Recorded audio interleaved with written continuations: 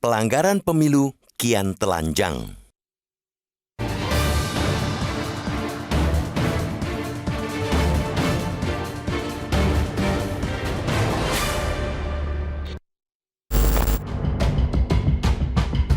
Pemilu yang demokratis, jujur, dan adil hanya akan jadi angan-angan ketika yang mendominasi proses dan tahapan pemilu itu justru pelanggaran dan kecurangan yang dipampang di hadapan publik tanpa malu dan risih.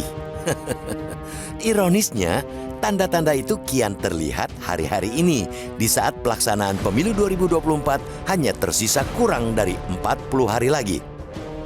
Alih-alih disuguhi lebih banyak model kampanye yang substantif dan berkualitas. Di masa kampanye ini publik malah semakin banyak dijejali dengan fakta pelanggaran dan kecurangan yang dilakukan secara masif, sekaligus terang-terangan. Tidak ada rasa sungkan atau takut, pelanggaran kian telanjang dipertontonkan. Lebih memilukan lagi, pelanggaran itu dilakukan lintas strata, dari tingkat bawah hingga elit. Contohnya berderet. Di level bawah misalnya, belasan pegawai diduga Satpol PP Garut, Jawa Barat yang tergabung dalam Forum Komunikasi Bantuan Polisi Pamong Praja Nusantara menyatakan dukungan kepada Cawapres nomor urut 2 Gibran Rakabuming Raka. Satu tingkat lebih tinggi, ada acara Desa Bersatu yang digelar para kepala desa abdesi yang juga nyata-nyata memberikan dukungan kepada pasangan Prabowo Gibran.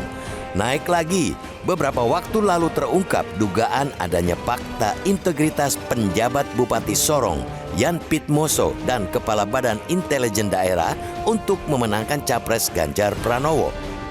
Jangan lupa, di level yang lebih tinggi ada juga Menteri Perdagangan, sekaligus Ketua Umum PAN Zulkifli Hasan yang beberapa kali diduga menggadaikan netralitasnya sebagai pejabat negara demi mendukung Prabowo Gibran. Semakin masifnya pelanggaran yang dilakukan tanpa malu-malu itu, terutama yang melibatkan aparat negara, kiranya mengonfirmasi pandangan bahwa hulu persoalan ini bermula dari pucuk pimpinan negara yang gagal menjaga marwah dan netralitasnya. Karena Presiden sedari awal getol cawe-cawe dalam urusan sokong-menyokong terkait pemilu, aparat di bawahnya pun merasa mendapat kekuatan moral untuk melakukan hal yang sama.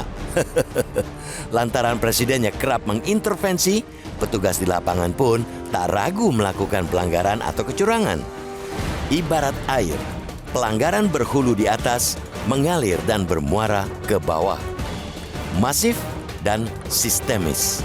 Di sisi lain, akibat ketidaknetralannya, penguasa pada akhirnya terkesan membiarkan aparat negara terlibat karena ada kepentingan politik yang mesti mereka jaga. Pun dalam penanganannya, ketidaksetaraan perlakuan sangat jelas terlihat. Jika pelanggaran dan kecurangan itu menguntungkan kelompok penguasa, alih-alih ditindak malah dibiarkan.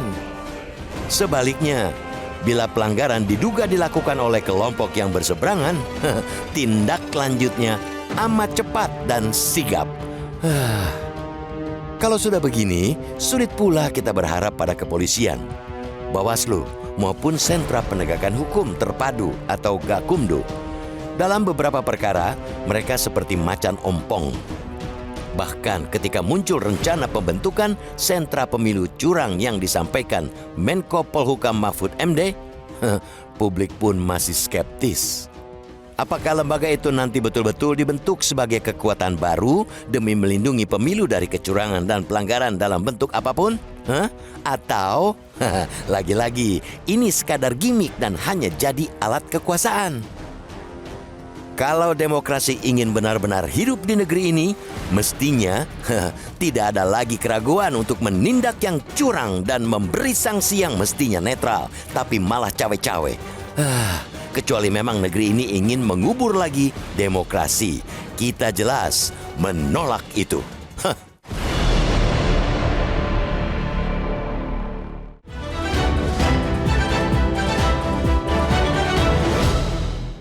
Jelajahi cara baru mendapatkan informasi. Download Metro TV Extend sekarang.